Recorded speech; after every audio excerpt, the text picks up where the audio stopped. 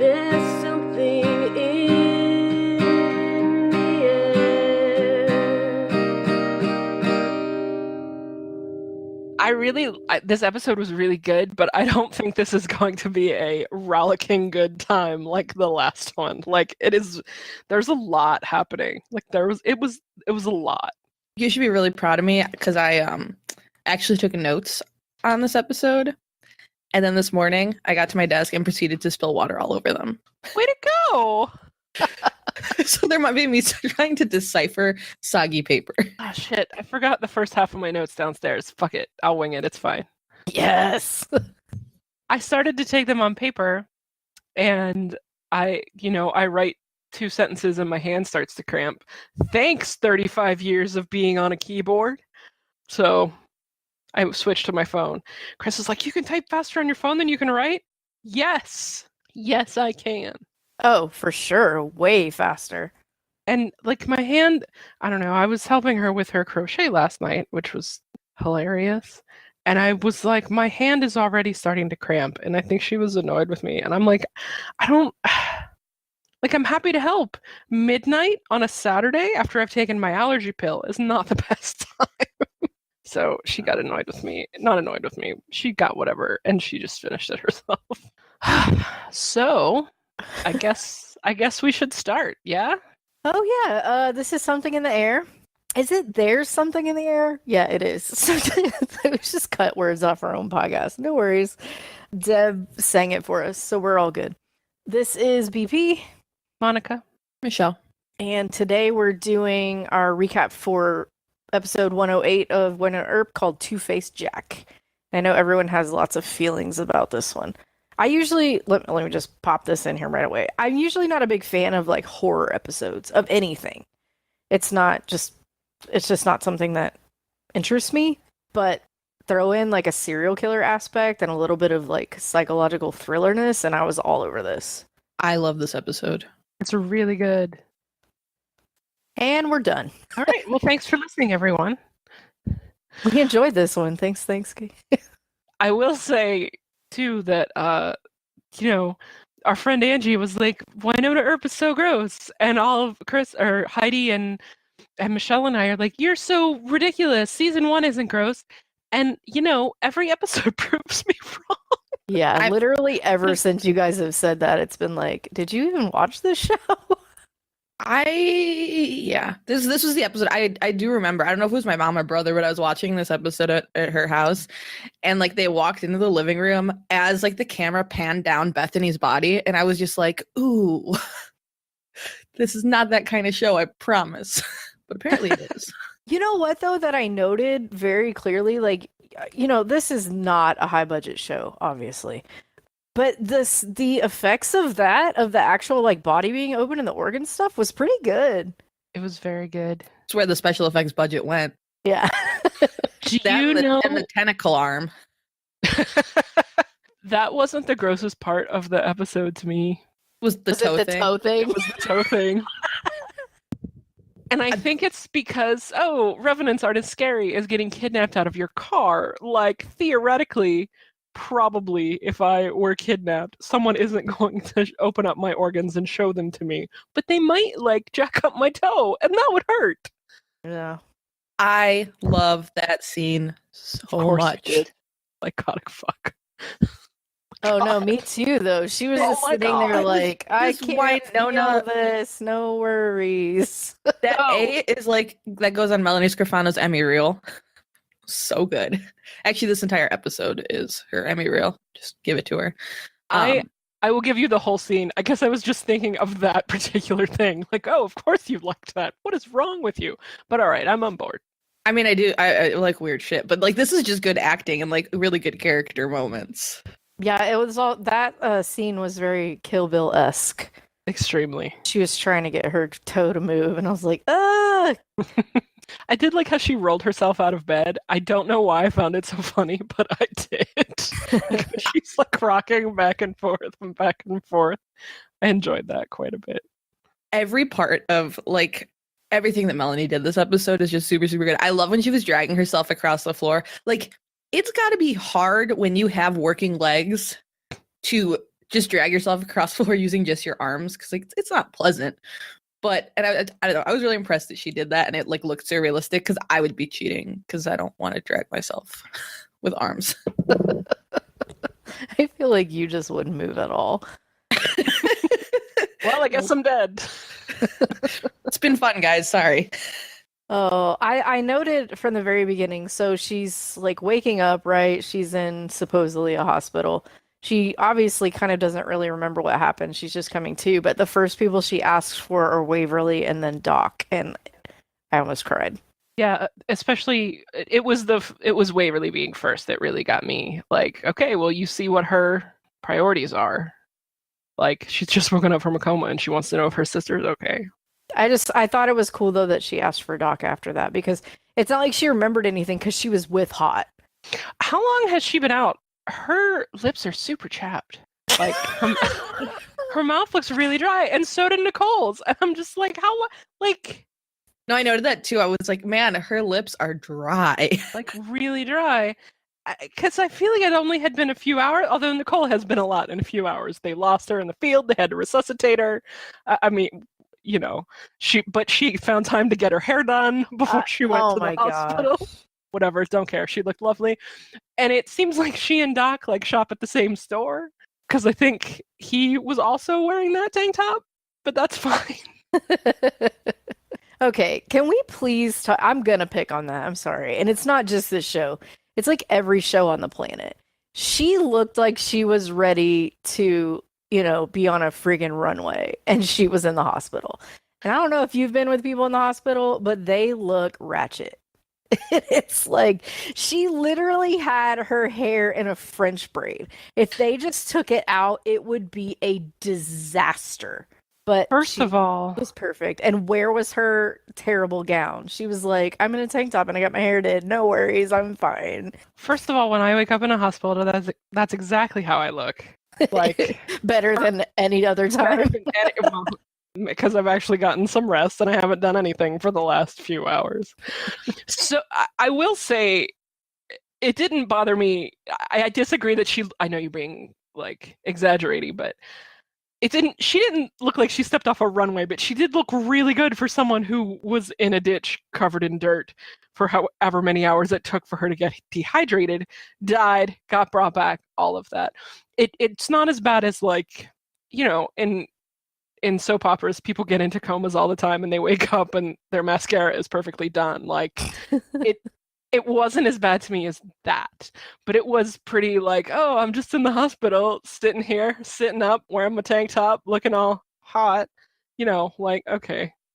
She could be in the hospital fashion show, okay? She has like shampoo commercial hair.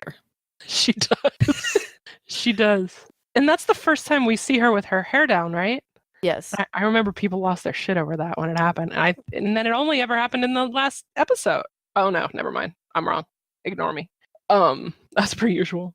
But yeah, everyone lost their shit over that, I believe. I mean, she looks good with her hair down, but hospital bed. I've never actually been in the hospital, so maybe my hair will look better in the hospital than it does normally. We're just gonna have to pause here for a moment. With as accident prone as you are, you've never had to like spend a night in the hospital? Nope. Yeah, Wow. I can't believe that. Never. Are you sure you didn't just block it out? I'm pretty sure. Okay. Sight is not your only sense. What did it smell like? What did it smell like? Close your eyes and let the feelings wash over you. Yeah, no, I've never been. I don't think you've even ever actually been to the ER. Really? You're so boring. Yeah, no, I've never been to the ER. I've broken like every part of my body at least once, but I've never actually been to the ER or gone to the hospital. Huh. And part of it is because I'm really cheap and I'll like wait for days to go to like an immediate care center that's a lot cheaper. That is actually fair and accurate. All right. So yeah, Nicole's superpower is that she looks really good after being brought back from the dead. Maybe that's a clue to her history. To jump to Doc for a minute, and we saw like if I had written down every time it happened, I would have run out of space on my phone. He does the crazy eyes better than probably any character I've ever seen ever. like when he runs in and says that Wynonna, that was the first time that Wynonna and Nicole had been kidnapped. His eyes get kind of big and he looks kind of nuts, and I love it. And he also did it during the fight with dolls and several times in between and after. I'm glad that you clarified, because I was like, the crazy eyes, what, I don't know what that means. But yes, I agree. Like his eyes get, I don't know. I'll screenshot it and tweet it later. I love it so much. It's a good time. He doesn't, we've talked about before, he's pretty good about, 2016, considering he's been in a well for like 150 years or however long. But his encounter with the windshield wipers in this episode absolutely kills me. Peak Doc eyes right there. I like too in that when he like runs into the police station with Nedley trying to calm him down, and Nedley calls him son. Dude, he's 200 years older than you. Come on. Well, Nedley doesn't know that. Nedley 100% knows that. Yeah. Yeah. I think everybody knows that. Gus knows. Everyone knows. Everyone knows. I never realized how little Gus is actually in this show. Yeah. But her presence is felt. It is. It most definitely is. So, random question. Do you guys think that Jack just like orders cards in bulk from Amazon to leave them places? Or You got to get a lot of decks. There's only 4 Jacks in every deck of cards. And does he just leave spades cards? Yeah, but Because he left The the ace Jack. of spades. The Jack right? of Spades. Yeah. But didn't he leave the ace of spades? No, I thought it was the Jack. Yeah. Oh, okay. 'Cause Well, he's like the Jack of Knives, which is what they were saying a spade was. I some point. didn't really follow their the logic, how they figured out that he was the last of the 7. Like, it might just be being really slow. But because they like look at the picture and then they look at the card and they're like, spade means knives. He's the 7. I didn't understand it. His cane was in the picture with the spade on it. That still feels like a stretch. it was a stretch, but it's fine. Like, it's fine. I mean, it's fine. Yeah, I just didn't get it because I was like, I don't see. But yeah, okay. I mean, I'll give it to them. Yeah, They needed was a to leap. reach that conclusion. It was a leap that needed to happen. Opal agrees. She hasn't even been in this room all day. Suddenly I start recording and she is trying to okay, anyway, sorry. Let's continue with the Wynonna Earp part of this podcast. So I want to talk about Dr. Reggie for a minute. And in some ways, to me, he's so much more terrifying than Jack is. In some ways. Not all of them. Not in like, who's going to kill you first way, maybe. Or be able to kill you the easiest. But nice guys who are creepy are so much scarier than like just straight up legit bad guys. Yeah, because he was just like nuts. He was blindly following the lead of like a revenant dude, and like he didn't care at all about what he was doing. Like, it was like complete psychopath, like not like feeling bad as he's like pulling out someone's liver. I don't know what organ he was pulling out. Also, I think it's a miracle that Bethany stayed alive as long as she did, because that was not a sterile like operation place, and her body was like completely fucking open. Like, she should have died really, really quickly. Just saying. There was like no blood or anything. I mean, No. there was like, some on the instruments, but not that much. Poor Yeah. Bethany, man. That girl, I mean, it's some natural selection right there. She definitely has some issues. I feel that she could benefit from learning who to trust.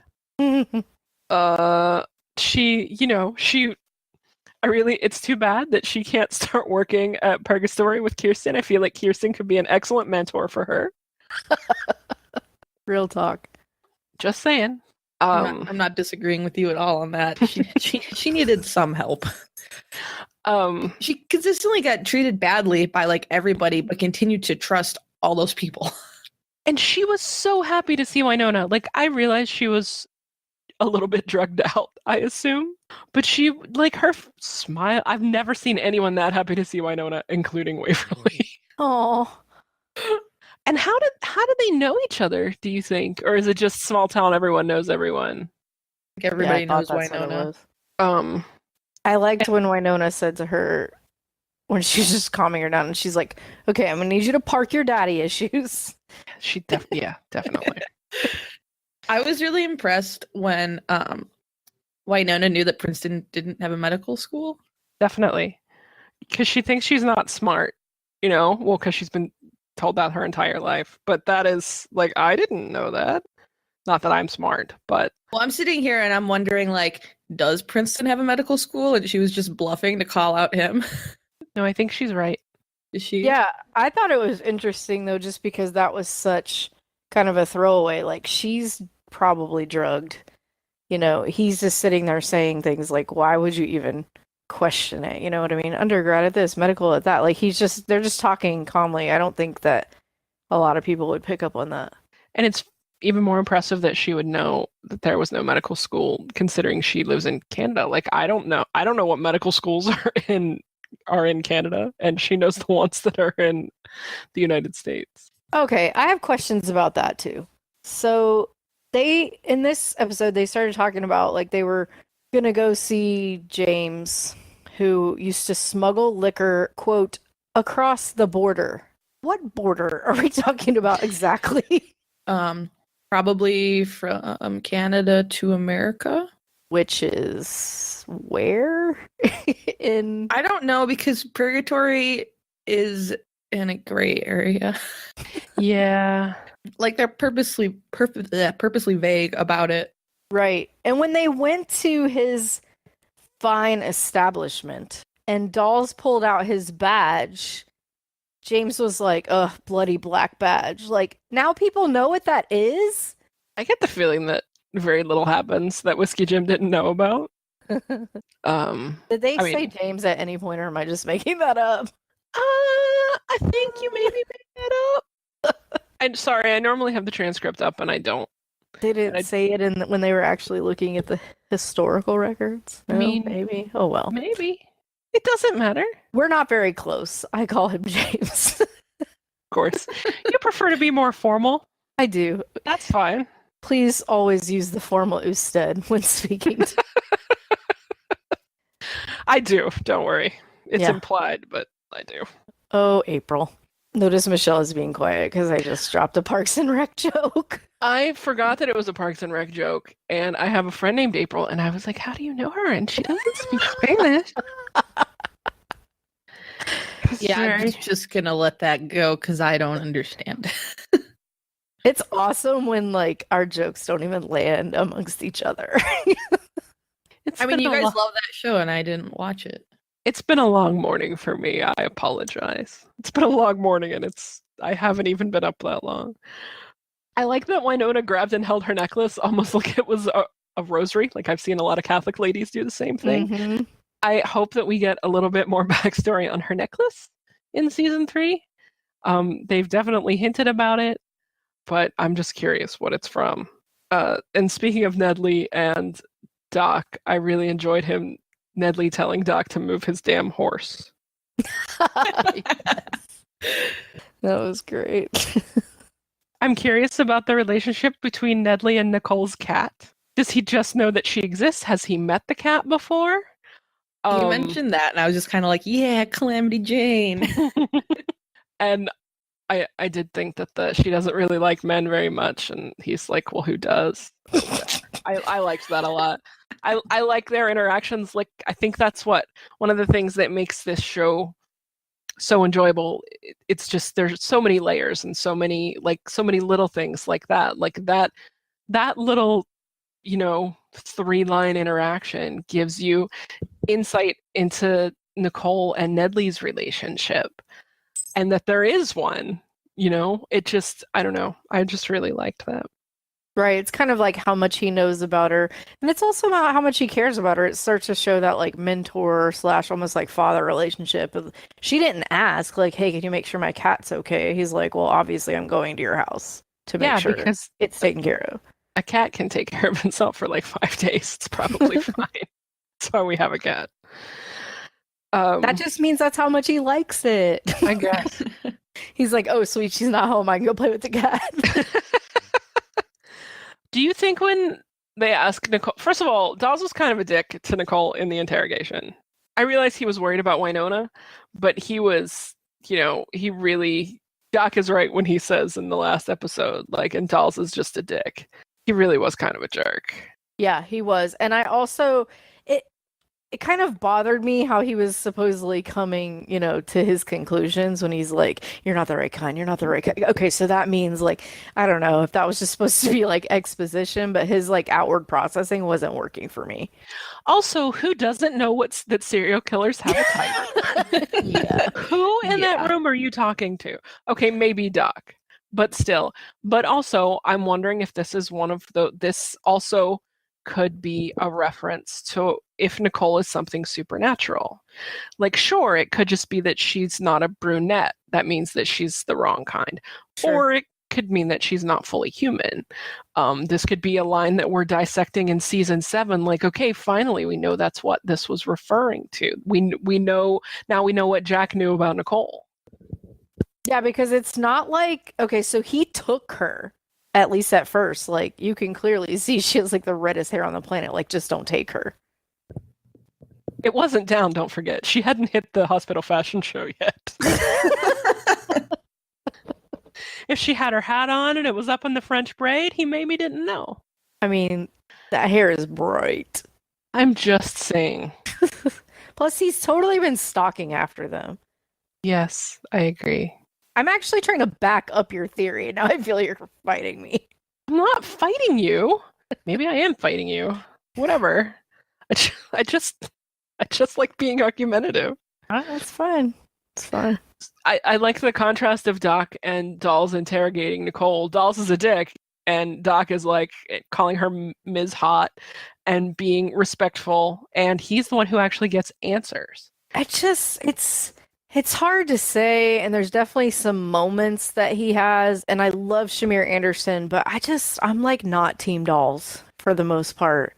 I feel like he is so like self-righteous and demeaning that it's very, very hard for me to get on board with him most of the time. My issues with him stem from the fact that he is so rigid in his ways and like refuses to accept that like Wynonna knows what's going on or has like an inkling and can be trusted to do stuff. Like he's just so resistant at every step of the way, and it's annoying. Yeah, and it's not just her; it's everybody. Yeah. As far as like nobody could possibly be, in the know or able to do something besides him. Yeah, he's kind of like Harold. Ruh-roh. That just hit me. I'm gonna ponder this. You guys continue talking. Sounds like a written dissection to come later. Michelle's having a single podcast in her head right now. Okay, so let's take a super weird left turn. What the hell does tougher than a boiled owl mean? Like if you Never mind, just got it when I said it out loud. Okay, great. Sorry. So I'm going to take a U-turn back to where we were because one of us wasn't done with it. Oh, I guess I was. Never mind. I might have said all that other stuff. That boiled owl scene with Doc and Waverly was it's like with Willow when Waverly cries like my heart breaks, and she just seemed so broken when she was crying to him. And he was just so sweet with her. I love their relationship. I love it so much. Yeah, they're up there as like definitely one of like the top 3. I don't even know what the other 2 are. I just don't want to rank. And Doc's face when he has to deal with the sobbing Waverly, that's right up there with his looks. Like, I know we talk about Melanie Scrofano's face all the time, and Tim Rozon's face is also beautiful in and of itself, but it is so expressive. Yeah. And it just gets me. I think your favorite Doc gif comes from this episode, doesn't it? Yes, it does. I do like using that one quite a bit. When I was watching it, I saw that. I was like, oh, Monica loves this episode. Me too. Which gif is this? It's right before the fight when Doc is like chain smoking in the ring. And I think... And go ahead. Sorry. He just kind of like is like hunched up and like shrugs a little. I don't really know how to describe it. He like it almost, if he had spitting tobacco in his mouth, it almost looks like he spit it out, like he does that with his mouth. And I think it's right after Dolls does his like pump up routine where he flexes his pecs and stuff, which was ridiculous and made me feel like I was watching Hulk Hogan, but whatever. It was, yeah, that was it. It's difficult to describe, but it is one of my favorite Doc gifts. Not my favorite one. I've been introduced to so many more thanks to Doc Stash. When they went into that fight, the only thing I just kept thinking in my head was like, okay, there has to be a joke here. Like, eternal longevity and a dragon walk into a bar. Like, where's this going? I didn't get anywhere with it, just so you know. That's it. I did kind of like the Fight Club joke when they walk in there. Yeah, that was great. Like the first rule about Fight Club, don't talk about it. Well, then how would anybody know about it? And, you know, Doc is supposed to be all secretive about the fact that he's an immortal, non-aging Doc Holliday. And he's like, well, back in my day, okay, dude, maybe calm down the back in my day thing. You don't look like you're 140 years old. Like, please don't draw attention to yourself. I was also amused when they talked about prohibition. He's like, what? I was glad I was in a well for that time. So we find out that Doc has borrowed $10,000 from Whiskey Jim, so I guess we know where Doc got his pirate booty from, finally.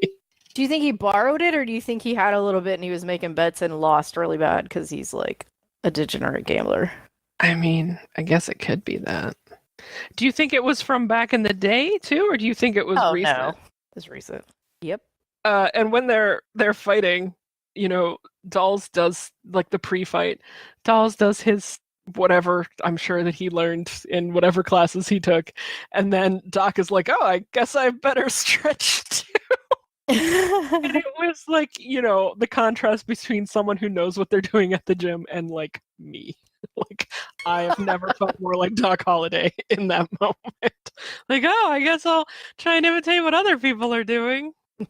I just love like how awkward he is that entire time. Awkward Doc is the best. Awkward Doc is the best.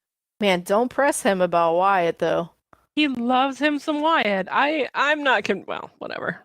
I'm not trying to be that person who sees gay everywhere, but oh my god, he did care a lot about Wyatt. Yeah. Oh, and when Dolls is dead, that very first shot when they show him on the floor, you can see his chest move. Like you see him breathe. But again, whatever. That's weird. I don't even remember that being a thing for whatever reason. And all I could think was like, why would anyone think that would kill him? That didn't really make much sense to me, but I mean, okay. Also, legitimately, like, what was the purpose of it? I think it was just the way that they were able to get out of the building. And to show conflict, I think, between Doc and Dolls. Oh, I just meant of it looking like he died. Oh, maybe to make us wonder about Dolls' makeup. That was just, you know, another hint. Or not. I mean, maybe. guess. I'm not sure. Doc, I know we said this already, but Doc in the car was pretty funny. He's so shocked to see Dolls, and also shocked because the windshield wipers are going. I mean, yeah. if you think about it, like a windshield wiper is kind of like a really creepy, like car accessory if you don't know anything about cars, and it's not raining. I love the look on his face. I just keep thinking about it and chuckling. It makes me laugh. I kind of wanted to see him drive. Doc? Yeah, I think that would have been funny. Also, props to him for riding bareback. Move your horse without a saddle. Good lord. Good for you, buddy. I don't know anything about riding horses, but so that's impressive. Are you It's asking just me? like- Yeah, I don't know anything about horses or anything. Well, it either has a seat on top of it or it doesn't. I mean, you pick. Oh, yeah, I could see how that would be. There's nothing to hold on to. That would be a little bit more challenging. Okay, I'm on board.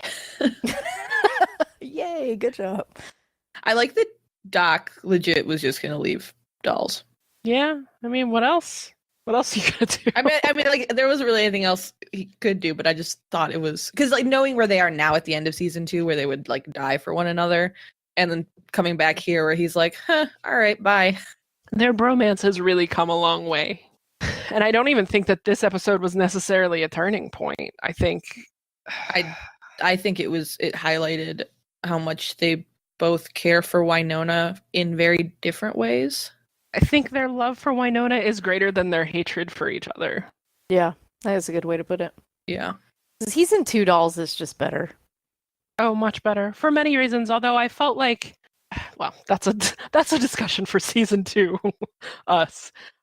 It felt like, again, I agree, he is better. I had some issues with the progression of his feelings about Wynonna and the way that they were shown on screen, personally. But that's a discussion for several more episodes, which we will get to eventually.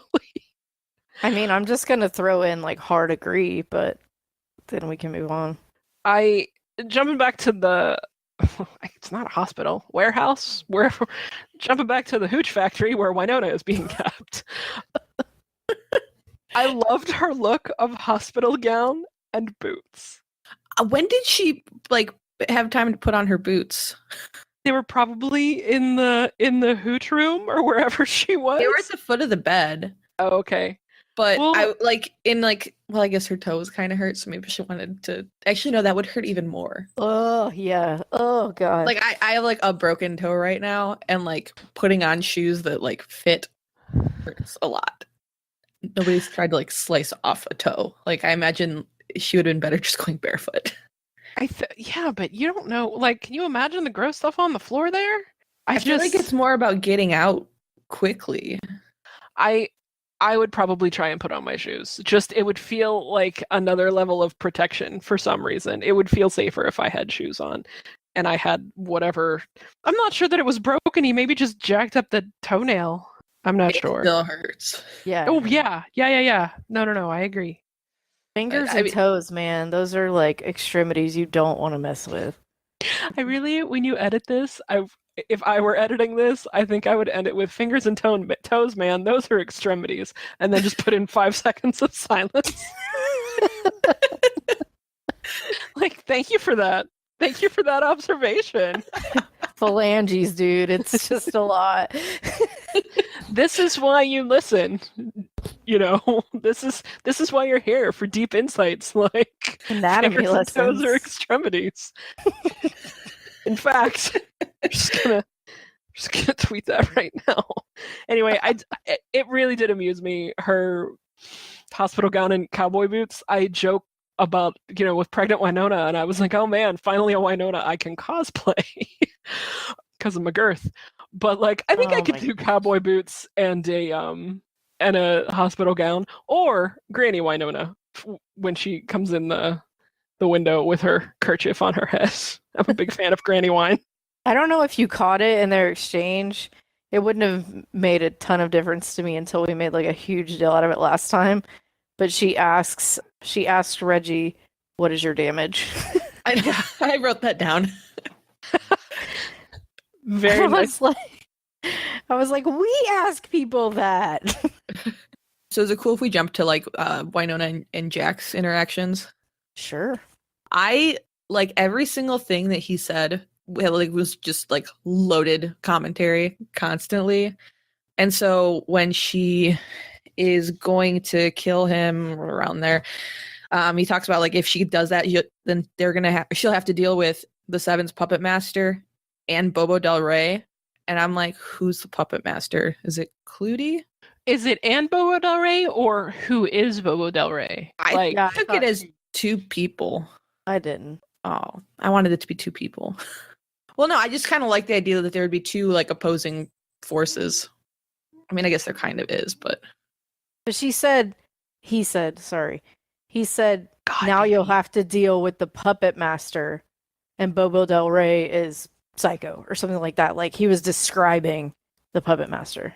Yeah, once I'm gone, you'll have to deal with the puppet master, and Bobo Del Rey makes the rest of us look like choir boys. There you go. okay. It could be. Honestly, it could be taken either way. I took it that Bobo was the puppet master. I just really want there to be like a lot more like people working in the shadows to fuck everything up. I think this is another example of one of those lines that could be taken a couple of different ways. And, we'll write it this way and people can take it how they want. And then, they'll decide if they want to do something with it later. That or Or- Michelle watched this while she was half asleep. I'm going with that one. Or it's like communism, it's just a red herring. And we see things everywhere that, like, oh, this little thing that probably means nothing that they didn't even think about. Now we have a podcast about what 7 consequences this could have in season 3. And the writers are like, what? We just chose red because the blue one was dirty, you know? You pretty much just described like the entire run of Pretty Little Liars. Well, that is what I was going for. I'm happy that you picked up on it. People nitpicking the show to pieces and then the writers being like, yeah, sure, we totally did that for reasons. Speaking of nitpicking a show to pieces that a lot of stuff made no sense, did Jack remind anyone else of Sawyer from Lost? Or was that Yeah. just me? That's who they reminded me of, because I was like, man, that guy looks kind of familiar. It's probably just because I saw the episode before. But no, yeah, he does. I My mean, if his hair was super greasy. I said that he reminded me of a fancy Sawyer. I guess how he dresses, not his hair. The aesthetic. Right. But he reminded me of him a lot. I thought it was really cool what he did with Doc's gun with his nails. Like, we just like cut it off and the gun fell apart. That was a really neat special effect. So, they didn't use all of their money on Bethany's innards. They saved a little bit of it for that gun. But that's it for the season. Yes, that's it. Well, and the tentacle monster. They budgeted for the finale, and they budgeted for this episode, and the rest is the campy crap that makes this show so great. It's so great. Oh, I love it so much. I don't want the show to ever get to the point where it has a massive budget, because I feel like half of the charm of the show would disappear. I agree. It wouldn't be the same if this were a Game of Thrones budget. Instead, this is like a show on the budget of one Game of Thrones dragon. I bet it's not Like even 5 close minutes. to that. One Game of I mean Thrones the dragon. entire, like, everyone's salaries. I don't just mean the special effects budget. Oh, okay. Maybe, yeah. Tim Rosen's face was pretty fantastic in that, too. When Jack cut the gun. He was like, Yes. what? I think I need to do, like, a tweet later of, like, these are my favorite Tim faces from this episode. I'm sure DocStash has them all already and probably has GIFs. I think Jack was, like, straight up creepy throughout the whole episode, but him, saying that everybody has a favorite body part and he likes to look at people's, like, I like to look at your organs. I was like, that is so creepy, but also well done. Yeah, for real. And when they stabbed him in the back with the Stone Witch's knife, that was like a lot of blood that came out of his mouth for getting stabbed in the back. I'm no medical professional. I guess Really? I know. And I don't even play one on TV or on this podcast. I am the furthest thing from professional on this podcast. But it just seemed like a lot of blood. I mean, I guess it depends on where you get stabbed as to how much blood comes out of your mouth. I don't know. Medical professionals who are listening, all of you, there have to be hundreds. Write us in and let us know. Let us know what you think. There has to be maybe one who has like a sister who's a nurse. I don't know. Of the 25 people listening to this podcast, one of you has to know a doctor. We are looking forward to hearing back from you. Or just Whoever you ask your doctor on your next appointment. That's fine, too. Right. Good point. If I were to stab someone right between the shoulder blades, how much blood would come out of their mouth? I think there's like a live chat function on my insurance. And I'm just Ooh. imagining asking that, and then 10 minutes later, the police department knocks on my door and asks to see my knives. And I'm also picturing me answering the door dressed as I am now, which is in Star Wars pajamas. And being like, what? Are you sure you have the right house? Don't you mean like next door, the Hunter, or 2 doors down, the house that we're pretty sure sells the meth? Speaking of meth, Jack has really good teeth for a Revenant. Did you guys notice that? Like that Yes. shot from him I was like, wow, you've really kept your shit together. That was a noticed really that good too. transition. Thank you. Yeah, speaking of meth, which nobody did. I did. I know, I but it just was, had. like you normally have to like do that off someone else's sentence. No, Thank you, Michelle. I make my own rules. I really liked the line, "I ain't lonesome. I just prefer to hunt alone." Yeah. Like, I really, really liked that. I wish that line got some more recognition for great lines of this series. I think it really speaks to her as a character. It speaks to me as a person. I don't hunt, but like, I like being alone, and that doesn't mean that I'm lonely. But people don't realize in most cases that there is a difference. Yes. I just really like that. Also, really love when Wynonna asked if Jack was doing an impression of Judi Dench. Yeah. That was great. I thought it was cool how they tied it in at the end and made it seem like he could have been, or that he was Jack the Ripper. I thought that was interesting. Also a bit of a stretch if you think about like history and geography, but I liked it. Details. Wasn't he there though before? What years were those? I mean, I think that was fine. I'm Okay. not read up enough on the history of Jack the Ripper to have any way of actually contributing to this discussion. Shame on you. Me I'm off neither. my game. We'll get back to you next week with I'll details delete on this. possibilities. I really liked the Earp sister moment at the end where they burn the pick together of the 7. I thought that was really nice. I do too. There's a lot of great like relationship moments. This episode isn't as fun, quote unquote, as some of the other ones, but it was just really good and really masterfully done.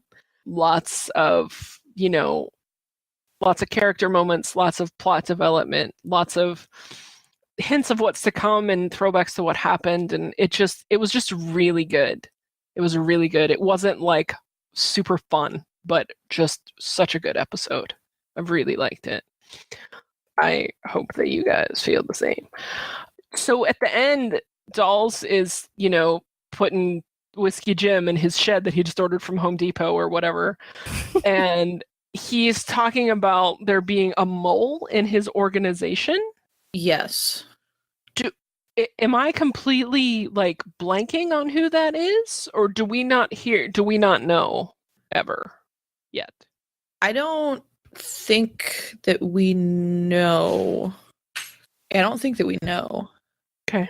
Yeah, I wouldn't be surprised if it was just part of like Black Badge's like shit, just to like, because like they mostly seem like they just want to experiment and like gain information. So maybe, I mean, I could see somebody like Lucado slipping that document out just to see what would happen.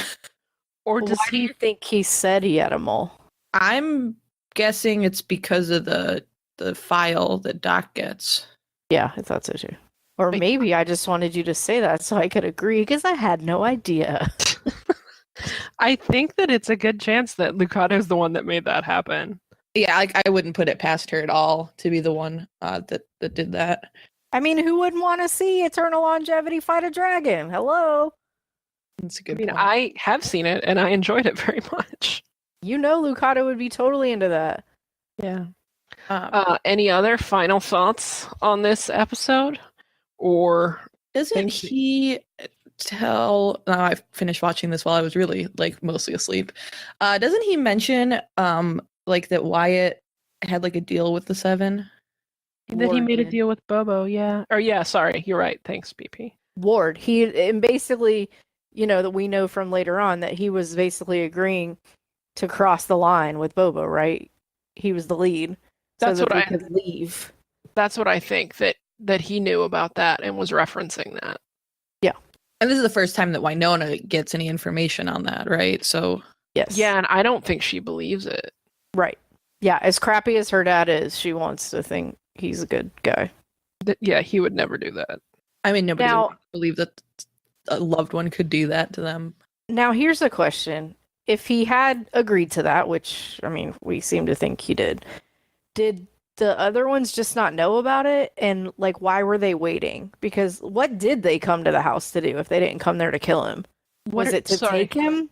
Were they going to take him to Bobo? And even still, he had already agreed to it. They were supposed to show up to take him. Like, I think that was agreed upon. I think that he agreed to go with him, but what he didn't know was that they were taking Willa as well as insurance. That's when he started to be like, no, like, the reason I agreed to do this was so my kids would be safe. That was what I always thought. I find it hard to believe that he'd do anything for his kids. Here's a question though. So the heir crosses the line with a revenant, and the revenant then can be out, I guess. Does the heir also have to stay out to make that permanent? I think that I maybe probably shouldn't be talking about it because I haven't thought about it enough or watched or rewatched enough. But I feel like Ward would be more inclined to like sacrifice Willa to save himself than he would be to do that for his kids. But I think how at least it was explained to us. Yeah, that wasn't my question at all. Just I know it wasn't. I was thinking, and then my answer to your question, BP, is I don't know. I would assume here's what I thought. The heir and a revenant cross the triangle like perimeter willingly with Peacemaker. The curse is broken. All of the revenants can go wherever they want. That was the impression that was what I always thought that it was. Is the curse broken, or just like where they're jailed, if you will? I think where they're jailed, I would imagine that even if they could cross the boundary, if the heir shot them, they would still go to hell. Right. But he thought if they could leave the Ghost River Triangle, they would leave his family alone. Right. Well, and also, I mean, if the revenants leave, it's not like anyone's ever going to go find them all. So they're not, they wouldn't die. Right. Basically. That was just confusing to me. That wasn't a really great question. Or, sorry, no, it wasn't a really great answer to the question. That question sucked, BP, quite frankly. No, it was a great question. I just don't have a very good answer to it. I'm sorry. But at least I answered your question. But man. Michelle made a good point as well. No, definitely. Yeah, Ward's pretty crappy towards his kids. But I don't think he was that way with Willa. Wasn't he just crappy towards Waverly? I mean, define crappy. He used to get all drunk and wake her up in the middle of the night for target practice. Yeah, I mean, he just sucked in general, but... And I think how he treated Willa, a lot of argument can be made about how Willa is as a person. I've gotten into this, let's call it a discussion, with Jill before, a nature versus nurture on Wynonna Earp. And, I think just like with Wynonna, Willa is a lot what she was made to be. Absolutely. I don't necessarily think that she was inherently a sociopath. I don't think so either. She does not necessarily 100% agree with me. Well, I mean, she definitely started early. There's definitely that point of like, Waverly saying, "You used to make me walk across that beam." Like she picked it up early, but she was also made from like the minute that she was born to think that she was above everybody else and that she had this like huge calling. And her calling was to kill people. Right. You raise someone to be a narcissist. And she saw how her father treated Waverly and acted in kind for whatever reason. Wynonna didn't do that. Maybe it's because she was younger. Wynonna and Waverly definitely don't remember Waverly's childhood the same. I don't know. It's fascinating. This is something we could go off about for like 3 hours, I think. But we will not subject any of you to that right now. Not come to a definitive conclusion, essentially. Exactly. I will say, since we're on Willa very briefly, I really hope that we see her again. I didn't like her character. I found her character fascinating and interesting. She was very complex. I like the actress and the portrayal. Like, I would really like to see Wynonna Earp again. Agreed. I'm not against that. Does anyone have anything else to throw in about this episode? I don't think so. It was great. Jack was great. He was very compelling. He was a creepster without ever even really doing much. He just had that like daunting presence about him. Much like myself. What? We did have an email feedback on this episode. Bridget Leszewski, perhaps you've heard of her, wrote in with some thoughts. Hello, ladies. I know I haven't read this yet, so I apologize. I know what a great risk it is for me to write in with some thoughts about this week's topic of discussion. While past feedback I have submitted to your super fun podcast has gotten me dangerously close to being banned, I decided to hell with the consequences and that I was going to submit some thoughts on 108. So here goes nothing. Way to be Until- brave, Bridget. Yeah, way to conquer your fears. We appreciate that and appreciate you, but cannot guarantee that this won't get you banned. Let's see what happens. Until we got to a couple episodes in season 2, whenever anyone would ask for my favorite episode of Wynonna Earp, I'd without a doubt quickly answer Two-Faced Jack. The number one reason for that being that this episode proved without a doubt that there is no one else that could play Wynonna Earp but Melanie Scrofano. No one. I love so many of the characters that inhabit the Wynonna Earp world, but the show is never better than when it's focusing on its leading lady. Melanie was asked to play such a huge range of emotion in this episode, and she absolutely nailed it. Not only that, she even proved what a physically gifted actress she is when having to do the scenes falling out of the bed. I agree, that was hilarious. This email is really long. I actually remember thinking... Leaving that in so you guys understand why she might get banned. Okay. Anyway, I actually remember thinking the first time I saw this episode that Melanie's performance in it reminded me a lot of Sarah Michelle Gellar's in some of the most memorable Buffy episodes, such as The Body or Hush. Gellar was such an amazing actress who turned in heartfelt killer performances on a show that sometimes seemed pretty silly with all the monsters running around. She never really got her due come award season, and sadly, as much as I curse this thought, I think the same will probably be true of Scrofano. Awards shows just never seem to appreciate genre. Since writing this is such high stakes, and as much as I kid, I do hope to stay banned-free from your... What? Okay, I think I've got it. I'm very sorry, everyone. Not Bridget's fault, my fault. Since writing this is such high stakes, and as much as I kid, do hope to stay banned-free from your podcast, I'll wrap this up. Two-Faced Jack was an episode that really set the bar for me on Wynonna episodes, and is still one that's probably my top 3. As a fan and a viewer, these are the episodes where I especially feel grateful for Melanie Scrofano, and that she's the one playing Wynonna. She just seems to get everything about Wynonna, the way she works, talks, and walks. And I already am eagerly anticipating seeing where she goes in season 3 with this character. Thanks for letting me add some thoughts and for the podcast. Keep up the awesome work. So I just want to say that Bridget and I were chatting on DM, and she was like, oh, when are you guys recording? I want to write something in. And I was like, oh, we're not recording until Sunday. You know, you have plenty of time. It was like the middle of the week. 10 minutes later, maybe 15, we got that email. So thank you for that, Bridget. I guess we could have just read that and that would have been our podcast, because I don't think any of us disagree with that. I was gonna say we should have just read that at the top and then been like, all right, great episode, guys. Way to go. We nailed it again. We try not to read feedback first because, I mean, we don't want, our amazing insights to appear stolen. It's true. It's true. Very true. I don't think anyone will accuse me of having read that before. Don't worry. Or having read or watched the episode. I don't get that a lot. Yep. Anything else to add? I just want to apologize for being so spacey and having clearly not been all that awake today. I mean, I think I'm done apologizing. People know what this is by now. Well, thanks for listening, everyone. We hope you enjoyed it. We had a good time. You can follow us on Twitter at ErpsplainPod. You can find me at Lesbienzer on Twitter. BP at Beep33TV, or Earp Your Fandom for Wynonna Earp stuff. Or me, Michelle, at McNick1291. You can email us your thoughts or your feelings or just general praise. That's also fine. At somethingintheair@gmail.com. You can also DM us at that Twitter that we mentioned earlier. You can call and leave us a voicemail. 678-871-0098. You can subscribe to us on iTunes or Google Play. You can rate and review us on iTunes. And if you could do that, that would be awesome. And we would appreciate it quite a bit.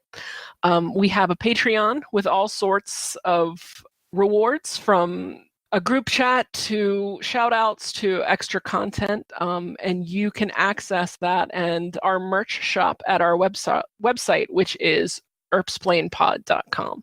And all of the information that we just gave you on how you can contact us can be found on the contact page on the website. Thanks for listening, everyone. We hope you had a good time. And remember, it may be a shit show, but it's our shit show.